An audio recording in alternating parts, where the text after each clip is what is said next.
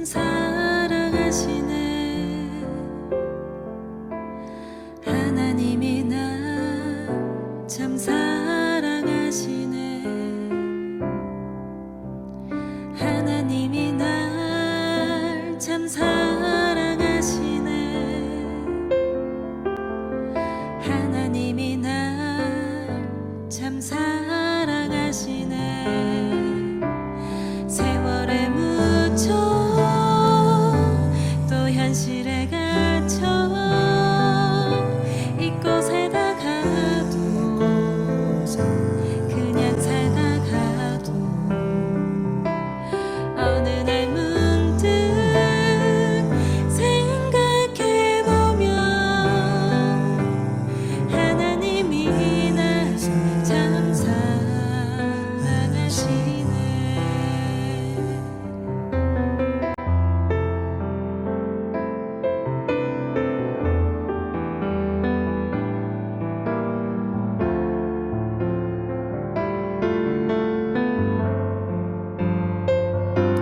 세월에 묻혀 또 현실에 갇혀 이곳에다 가도 그냥 살다가도 어느 날 문득 생각해보면 하나님이 날 참 사랑하시네.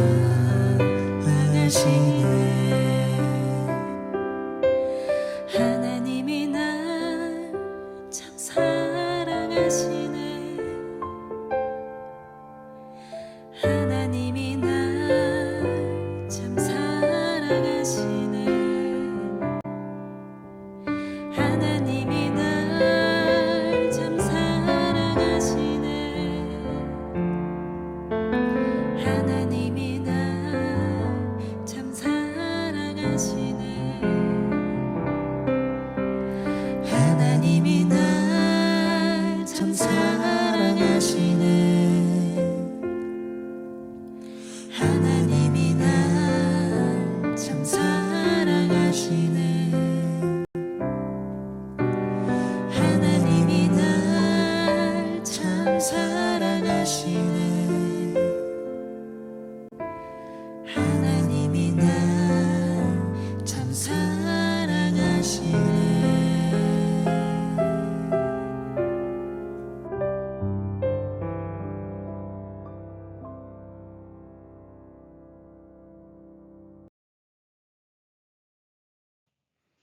감사합니다. 2023년 10월 13일 사랑하는 주님의 백성들에게 주시는 말씀은 바울의 3차 세계 전도입니다.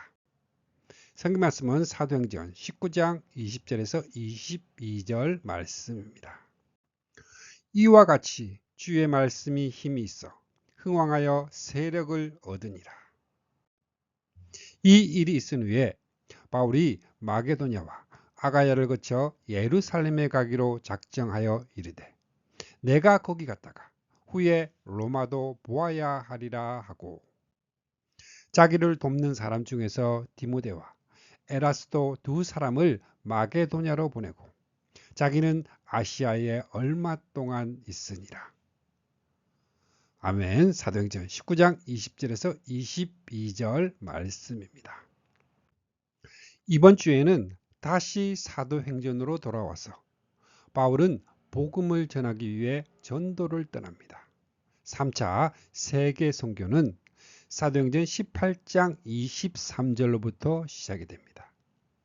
안디옥에서 얼마 동안 지낸 다음 갈라디아와 부르기아 지방에 있는 모든 신도들을 격려하고 주님 안에서 굳은 믿음을 지켜가도록 도와주었습니다. 우리는 저번 주까지 갈라디아서를 통해 우리에게 주시는 말씀을 깨닫게 되었습니다. 바울은 예루살렘 교회를 방문하여 안부를 물은 후에 안디옥으로 내려왔습니다. 그리고 얼마 있다가 세 번째 전도 여행길을 떠나게 됩니다. 바울은 갈라디아와 부르기아 지방에 있는 모든 신도들을 격려하고 굳세게 하였습니다. 이 선교 여행의 1차적인 목적은 주님 안에서 제자들을 굳은 믿음으로 지켜가도록 도와주는 것입니다. 훗날 사도 바울이 여러 교회에 서신을 보낸 목적도 그들의 믿음을 굳게 세워주기 위해서입니다.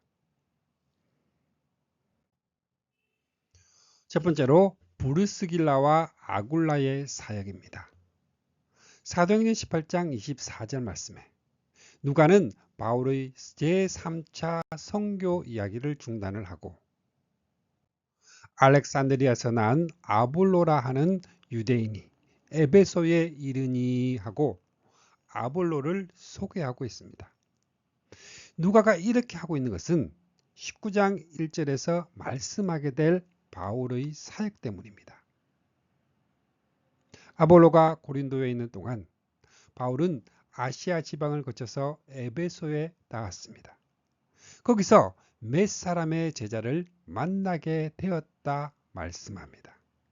그 전에 아볼로가 어떤 사람이며 누구의 제자인가를 설명해야 할 필요를 느꼈기 때문입니다. 이 사람은 언변이 좋고 성경에 능통한 자라. 알렉산드리아에는 큰 대학과 도서관이 있었으며 구약 성경 70인역이 이곳에서 이루어졌다는 점 등을 고려하게 될 때에 아볼로의 학문과 성경 지식이 매우 높은 수준이라는 것을 짐작할 수 있습니다. 그가 일찍 주의 도를 배워 열심으로 예수님에 관한 것을 자세히 말하여 가르치나 요한의 세례만 알 따름이라. 자, 이 말씀에 의하면 아볼로가 주님의 도를 배웠으나 예수님에 관한 그의 영적 수준은 세례 요한의 수준에 머물러 있었다는 것입니다. 한마디로 그는 그리스도의 제자가 아니라 요한의 제자였다 말씀하고 있습니다. 마태복음 3장 3절을 보면 세례 요한의 사역에 관하여 설명하기를 주의 길을 예비하는 자라는 말씀이 있습니다. 자, 아볼로는 바로 주의 길을 배운 자이나 예비하는 수준에 머물러 있었을 뿐 더 이상 진보를 보이지 못하고 있었습니다. 그가 아볼로가 해당해서 담대히 말하기를 시작하거늘 브루스길라와 아굴라가 듣고 데리다가 하나님의 도를 더 정확하게 풀어 이르더라. 브루스길라와 아굴라가 아볼로의 영적 수준과 그의 설교에 결함이 있음을 분별할 수 있었다는 것은 참으로 놀라운 일입니다. 오늘날은 이러한 분별력을 가진 형제 자매가 몹시 그리운 시대입니다. 자, 여기에 성령님이 함께 하십니다. 아볼로의 부족한 면을 채워주시기 위해 일을 시작하신 이는 주 성령님은 먼저 브루스길라와 아굴라를 1년 6개월 동안 바울에게 가르침을 받게 하시고 이들로 하여금 아볼로의 부족한 점을 채워주게 하신 것입니다. 그리고 아볼로로 하여금 또 다른 사람들을 가르치게 하십니다. 이 원리를 디모데후서 2장 2절에서 그대가 많은 증인을 통하여 나에게서 들은 것을 믿음직한 사람들에게 전수하십시오. 자, 그리하면 다른 사람들을 또한 가르칠 수 있을 것입니다. 27절 말씀에 아볼로가 아가야로 건너가고자 하므로 형제들이 그를 격려하며 제자들에게 편지를 써 영접하라 하였더니 그가 가매 은혜로 말미암아 믿은 자들에게 많은 유익을 주니 아볼로가 아가야에 가서 은혜를 끼쳤습니다. 우리는 쉽게 그리고 아무 때나 은혜라는 말을 합니다. 부흥회 때 많이 울거나 웃거나 하면 오늘 은혜 많이 받았습니다 하고 말을 합니다. 이것이 은혜일까요? 은혜가 무엇입니까? 받을 자격이 없는 자에게 값없이 거저 주시는 선물이라 정의할 수가 있습니다. 하나님이 그렇게 해 주셨습니다. 그러므로 은혜는 하나님이 나 같은 죄인을 위해서 해 주신 것입니다. 인간이 해야 할 윤리를 듣고 감명을 받았다면 은혜가 아니라 교훈을 받은 것입니다. 자, 그렇다면 하나님께서 우리를 위해서 해 주신 일이 무엇일까요? 독생자 예수 그리스도를 주신 것입니다. 그러므로 은혜는 예수 그리스도이십니다. 성경은 말씀합니다. 모세는 우리에게 율법을 주었으나 예수 그리스도께서는 우리에게 사랑의 용서를 주셨습니다. 아볼로가 에베소에서 은혜를 끼쳤다는 말씀은 없습니다. 27절 말씀에 아볼로가 아가야가로 건너가고자 하므로 형제들이 그를 격려하여 제자들에게 편지를 써 영접하라 하였더니 그가 감에 은혜로 말미암아 믿은 자들에게 많은 유익을 주니 이는 브루스길라와 아굴라가 그를 데려다가 하나님의 도를 더 자세히 풀어 해석을 하여서 일러주었기 때문입니다. 하나님의 도는 하나님께서 구약 성경을 통하여 약속하신 것을 어떻게 이루어 오셨는가? 이것이 구약 성경을 간통하고 있는 하나님의 도입니다. 아볼로가 이를 전해 주었을 때 하나님의 은혜로 신도가 된 사람들에게 큰 도움을 주었습니다. 28절입니다. 이는 성경으로서 예수님은 그리스도라고 증언하여 공중 앞에서 힘있게 유대인의 말을 이김이러라 말씀하고 있습니다. 비난하는 유대인들을 벙어리가 되게 할 수 있었던 것은 전에는 예수님에 관한 것을 말하였으나 지금은 예수님은 그리스도라고 구약 성경을 들어서 증명해 주었기 때문입니다. 이렇게 하기 위해서는 성경의 역사를 교훈적인 관점이 아니라 구속사의 관점에서 보아야 합니다. 성경으로 예수님은 그리스도라 증거하는 이것이 그리스도의 증인된 사명입니다. 이렇게 할 때 하나님께서 인간에게 베푸신 은혜가 무엇인가를 전해주고 은혜를 받게 되는 것입니다. 아볼로는 에베소에 와서 브루스길라와 아굴라를 통하여 그리스도를 만나고 자신이 먼저 은혜를 받았으며 지금도 다른 사람에게 요한의 세례만이 아닌 은혜를 끼치게 된 것입니다. 주님의 자녀인 우리는 요한의 세례만 전하는 것이 아니라 그리스도를 만나고 그리스도를 전하는 자들이 되시기를 부탁을 드립니다.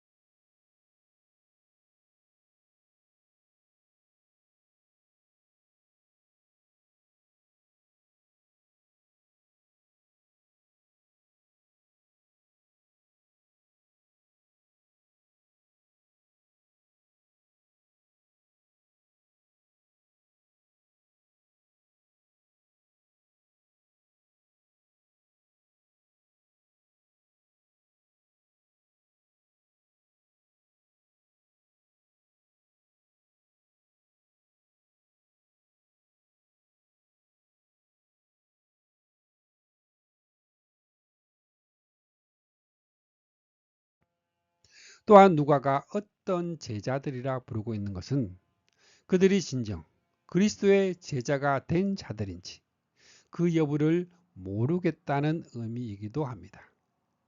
교회 내에도 그러한 교인들이 있기 마련입니다. 그러므로 바울은 그들에게 누구의 제자냐 묻지 않고 너희가 믿을 때에 성령을 받았느냐 물었던 것입니다. 자, 이렇게 물은 것은 브리스길라와 아굴라가 요한의 세례만 아는 아볼로에게서 어떤 결함을 발견했듯이 바울도 그들과의 대화에서 결함을 발견했기 때문입니다. 자, 2절에서 3절 말씀에 이르되 너희가 믿을 때에 성령을 받았느냐? 아니라 우리들은 성령이 계심을 듣지 못하였노라.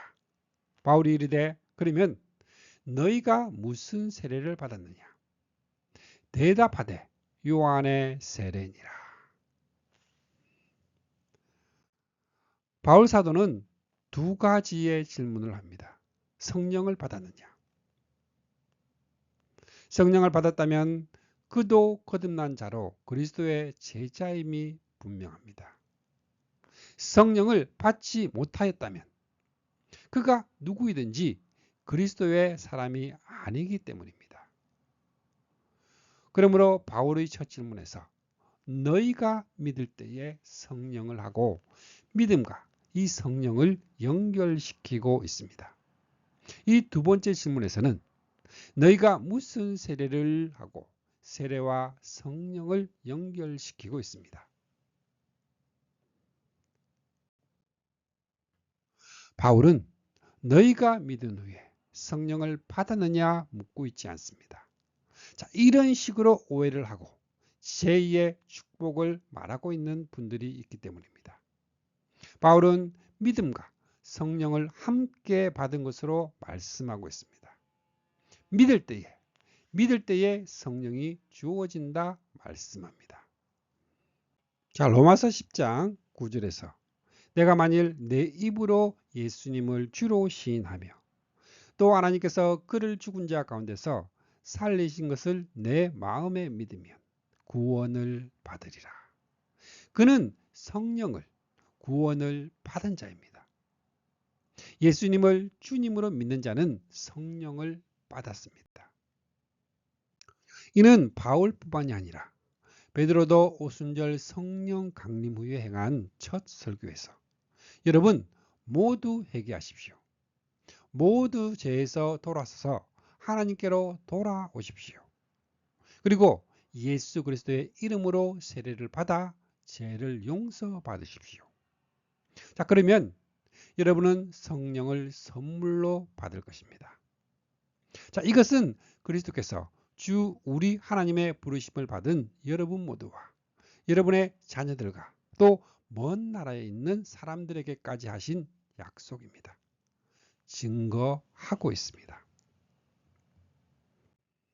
3절 말씀에 바울이 이르되 그러면 너희가 무슨 세례를 받았느냐?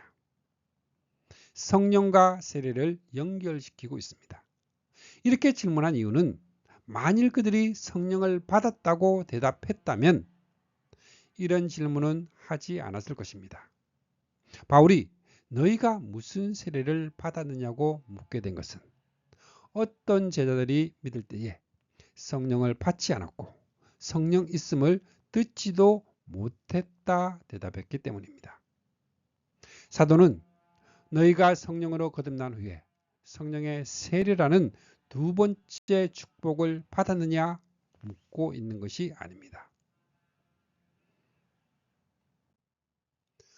성령이 있음을 듣지도 못한 자들이 도대체 무슨 세례를 받았을까요? 바울은 자신이 고린도전서 12장 13절에서 말씀한 것을 생각하였습니다. 그리스도의 몸의 지체를 이루는 우리들 가운데에는 유대인도 있고 이방인도 있습니다. 그러나 성령께서는 우리를 한데 연결시켜 한 몸으로 만들어 주셨습니다. 우리는 한 성령으로 그리스도의 몸에 연결되는 세례를 받았고 모두 한 성령을 받았습니다.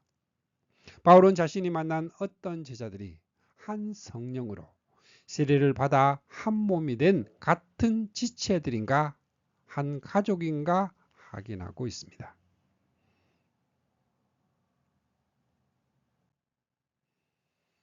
어떤 제자들은 아직 거듭나지 못한 상태에 있었으며 그 원인은 복음을 전해주고 듣고 믿고 거듭나는 이 과정에 문제가 있었기 때문입니다. 그들은 두 번째 축복을 받지 못한 것이 아니라 이 복음을 듣지 못했던 것입니다. 자, 6절에서 7절 말씀에 바울이 그들에게 안수하매 성령이 그들에게 임하심으로 방언도 하고 외연도 하니 모두 12사람쯤 되니라. 자, 이 말씀에서 우리는 주의가 필요합니다. 이 말씀을 근거로 안수함으로 성령을 받는다. 성령을 받으면 방언과 예언을 하게 된다 주장하는 근거로 삼아서는 안 됩니다. 이는 베드로와 요한이 사마리아에 내려가서 안수함에 성령을 받은지라. 이 말씀에서 본 바와 같이 이 교회의 털을 닦는 사명이 그들에게 주어졌던 사도시대에 특별히 주어졌던 은사로 보아야 합니다. 이 점은 12절의 심지어 사람들이 바울의 몸에서 손수건이나 앞치마를 가졌다가 병든 사람에게 얹으면 그 병이 떠나고 악기도 나가더라. 이 기사에서도 볼 수 있습니다. 우리가 주목해야 할 말씀은 바울이 안수했다는 말씀이 아니라 그 이전에 복음을 전했다는 말씀입니다. 4절 말씀에 바울이 이르되 요한이 회개의 세례를 베풀며 백성에게 말하되 내 뒤에 오시는 이를 믿으라 하였으니 곧 예수님이라 하거늘. 자, 바울이 어떤 제자들에게 전한 것이 이것이 전부였겠습니까? 아닙니다. 그들은 세례 요한의 차원에 머무른 채 그 이상 진보를 보이지를 못하고 있었습니다. 그러므로 바울은 그들에게 요한은 내 뒤에 오시는 이를 믿으라 하지 않았느냐. 그분이 곧 예수님이다. 요한을 떠나 예수 그리스도를 만나게 해 주었던 것입니다. 그렇다면 복음의 핵심이 무엇입니까? 나는 먼저 내가 전에 받은 것을 여러분에게 전하였습니다. 그것은 그리스도께서 성경에 기록이 된 대로 우리의 죄를 위해 죽으시고 무덤에 묻히셨다는 것과 또 예언자들이 말한 대로 사흘 만에 무덤에서 다시 살아나셨다는 사실입니다. 예수 그리스도의 죽음과 부활입니다. 바울은 곧 예수님이라 한 후에 예수 그리스도의 십자가와 부활과 이 성령 강림을 전해 주었을 것입니다. 성경은 그들이 듣고라고 말씀합니다. 어떤 제자들은 복음을 들었습니다. 깨달았습니다. 믿음이 주어졌습니다. 그리고 주 예수님의 이름으로 세례를 받았습니다. 그런 후에 바울이 안수함에 성령이 그들에게 임하였다 말씀합니다. 지금도 복음을 듣고 믿고 세례 받은 후에 안수해야 성령이 임한다 말해서는 안 됩니다. 자, 바울이 안수한 것은 성령을 받게 하기 위해서가 아니라 그 어떤 제자들이 이제야 진정한 몸이 되고 한 지체가 되었음을, 한 가족이 되었음을 확인하고 받아주는 것입니다. 그때 성령께서 임하셨다는 것을 이를 승인하시는 인치심이라는 것입니다. 이 말씀을 통하여 성령께서 교회들에게 하시고자 하는 말씀은 그런 논쟁이 있는 것이 아닙니다. 중요한 것은 나 자신이 바울이었다면 그리고 어떤 제자들을 만났다면 어떻게 반응했을 것인가에 있습니다. 지금 우리는 초대교회 때보다 더 많은 바울의 어떤 제자들이 있을 수 있습니다. 우리는 그들을 주일마다 만나고 있을 수도 있습니다. 그럼에도 불구하고 교회는 그들의 문제를 분별하지 못하고 분별하려는 노력도 없이 그 어떤 제자들이 학식이나 재력이나 사회적 지위나 믿은 연수 등만으로 만족을 합니다. 그리고 직분을 맡기고 봉사에 임하게 하고 있는 것은 아닐까요?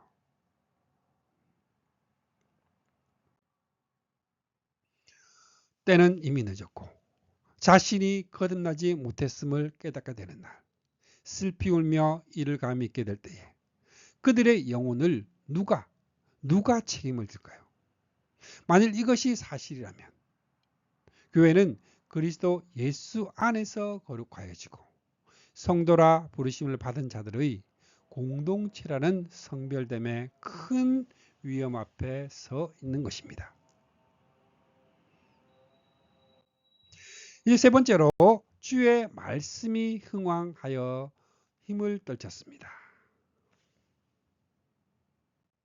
20절 말씀에 이와 같이 주의 말씀이 힘이 있어 흥왕하여 세력을 얻으니라. 자, 이 말씀을 중심으로 앞에 부분 8절에서 19절의 말씀과 뒤에 부분 21절에서 41절 말씀으로 살펴볼 수 있습니다. 누가는 중요한 고비마다 한 획을 긋듯이 이와 같이 말씀하고 있습니다. 첫 번째는 6장 7절의 말씀으로 하나님의 말씀이 점점 왕성하여 예루살렘에 있는 제자의 수가 더 심히 많아지고 이 말씀이 예루살렘으로부터 왕성해짐을 볼 수 있습니다. 두 번째는 9장 31절 말씀으로 사울의 회심과 연결하여 말씀의 세력이 온 유대와 갈릴리와 사마리아 교회가 평안히 든든히 서가고 확장되어 나가는 것을 보게 됩니다. 세 번째는 12장 24절 말씀으로 하나님의 말씀은 흥왕하여 더하더라. 세계 선교의 분고지가 될 안디옥에 교도부를 확보하게 되는 것을 봅니다. 그리고 네 번째로 19장 20절에 이와 같이 주의 말씀이 힘이 있어 흥왕하여 세력을 얻으니라 말씀합니다. 자, 그렇다면 어떤 핵을 긋고 있는 것일까요? 21절 말씀에 바울이 이 일이 있은 후에 바울이 마게도냐와 아가야를 거쳐 예루살렘에 가기로 작정하여 이르되 내가 거기 갔다가 후에 로마도 보아야 하리라 말씀하고 있습니다. 이는 바울의 사사로운 결정이 결코 아닙니다. 성령께서 결정하시는 말씀의 능력이 세력을 얻은 주님의 말씀이 당시의 세계 중심이라 할 로마에서도 복음이 퍼져나가는 계획을 가지고 있었습니다. 자, 이를 위하여 에베소의 전진기지가 마련되었습니다. 그래서 누가는 이 시점에서 이와 같이 주의 말씀이 힘이 있어 흥왕하여 세력을 얻으니라 말씀하고 있습니다. 드디어 28장 31절에서 그는 아무런 방해도 받지 않고 아주 담대하게 하나님의 나라를 전하고 주 예수 그리스도에 관한 일들을 가르쳤습니다. 로마에게까지 세력을 얻으므로 성령 행전이라 할 수 있는 사도 행전은 그렇게 마치고 있습니다. 힘이 있어 흥왕하여 세력을 얻은 것은 언제 어디서나 주님의 말씀이요. 이를 통하여 세워지는 것은 하나님 나라입니다. 성경 전체의 주제도 예수 그리스도의 공생애의 주제도 그리고 사도행전의 주제도 처음과 중간과 끝이 하나님 나라임을 명심해야 합니다. 바울은 다름 아닌 하나님 나라 건설을 위하여 선한 싸움을 싸우고 있습니다. 바울이 하나님 나라에 대하여 강론하며 권면했다는 것은 구약 성경을 들어서 내가 전하는 예수님이 그리스도시라는 것을 증명하고 그들에게 믿음을 건면했음을 의미합니다. 자, 9절 말씀에 어떤 사람들은 마음이 굳어 순종하지 않고 무리 앞에서 이 도를 비방하거늘 바울은 그들을 떠나 제자들을 따로 세우고, 자, 여기서 또 하나의 분리를 대하게 됩니다. 복음에는 참과 거짓, 빛과 어둠, 알곡과 쭉정이를 가르는 기능이 있습니다. 두란노 서원에서 날마다 강론하니라. 두 해 동안 이같이 하니 아시아에 사는 자는 유대인이나 헬라인이나 다 주님의 말씀을 듣더라. 이와 같이 주님의 말씀이 힘이 있어 세력을 얻었습니다. 바울은 이 사역을 혼자서 담당하지 않았습니다. 하나님이 바울의 손으로 놀라운 능력을 행하게 하시니 심지어 사람들이 바울의 몸에서 손수건이나 앞치마를 가져다가 병든 사람에게 얹으면 그 병이 떠나고 악귀도 나가더라. 하나님과 동력했던 것입니다. 어떤 자들은 내가 바울이 전파하는 예수를 의지하여 너희에게 명하노라 하더라 흉내를 내다가 악귀가 대답하여 이르되 내가 예수도 알고 바울도 내가 알거니와 너희는 누구냐 하며 악기 들린 사람이 그들에게 뛰어올라 눌러 이기니 그들이 상하여 벗은 몸으로 그 집에서 도망하는지라. 그런 일이 벌어졌습니다.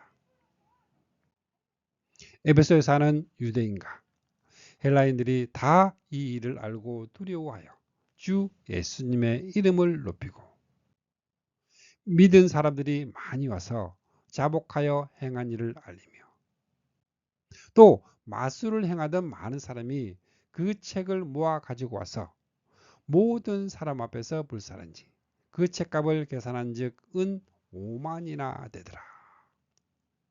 자, 싸움에 쓰는 우리의 무기는 육체의 무기가 아니라 하나님 앞에서 견고한 요새라도 무너뜨리는 강력한 무기입니다.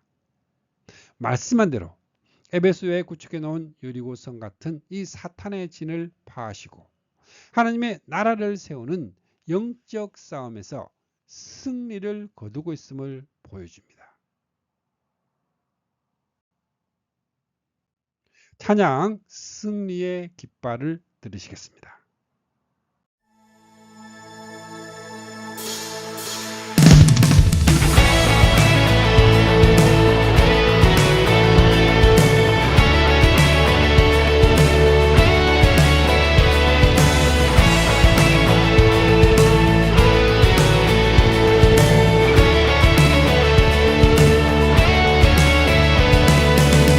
벽을 뛰어넘네 주님을 의지할 때 성은 무너지네 성도들 외칠 때 Victory is your name Victory is your name 불은 떨어지네 예수 이름 부를 때 손을 높이 들면 승리를 주시네 Victory is your name Oh victory is your name 왕이신 하나님 사단을 짓밟았네 승리의 하나님 결박은 끊어졌네 오 승리의 깃발을 더 높이 들어라 승리의 개가를 더 크게 불러라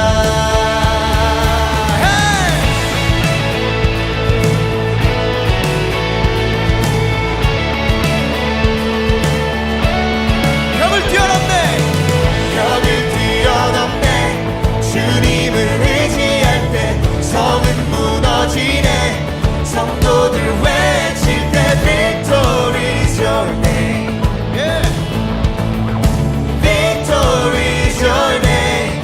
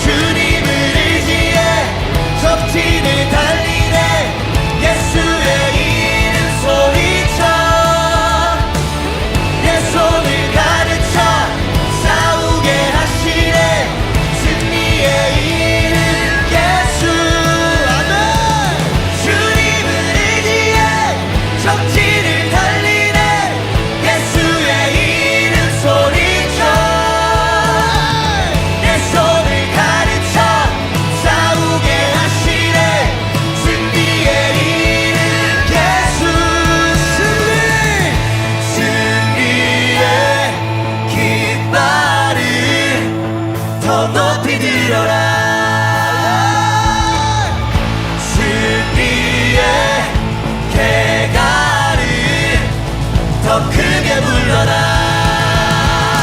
Hey! 승리의 깃발을 더 높이 들어라.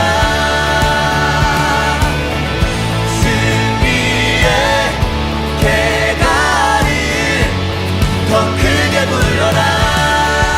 승리의 깃발을 더 높이 들어라. 승리의 개가를 더 크게 불러라. 예.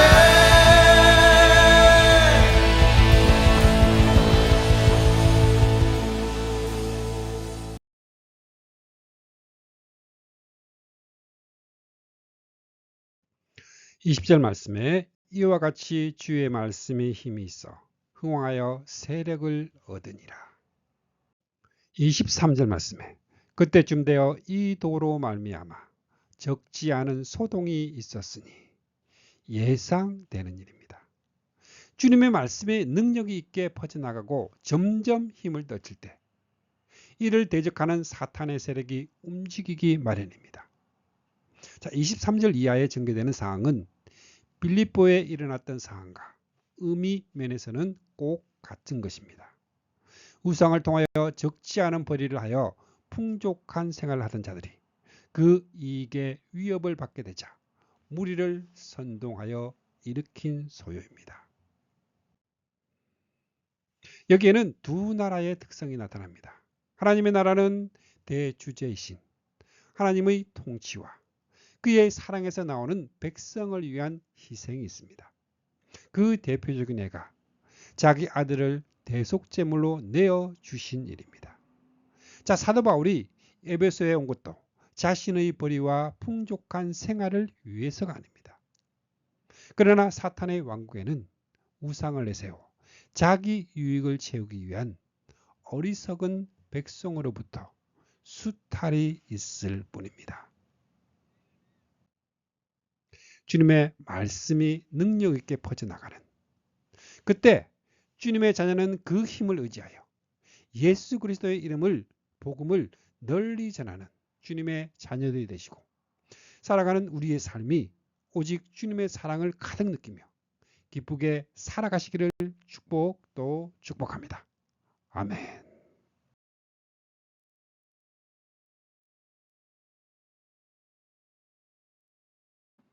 축복합니다. 지금은 우리를 구원해 주신 주 예수 그리스도의 은혜와 하나님 아버지의 거룩하신 사랑과 날마다 우리를 승리하게 하시는 성령님의 역사가 오늘 함께한 주님의 백성들에게 영원토록 함께 있기를 주님의 이름으로 축복합니다. 아멘. 주님의 사랑을 느끼며 사는 주감사교회 성도, 주님과 기쁨의 삶을 사는 주님의 자녀들이 되시기를 바랍니다.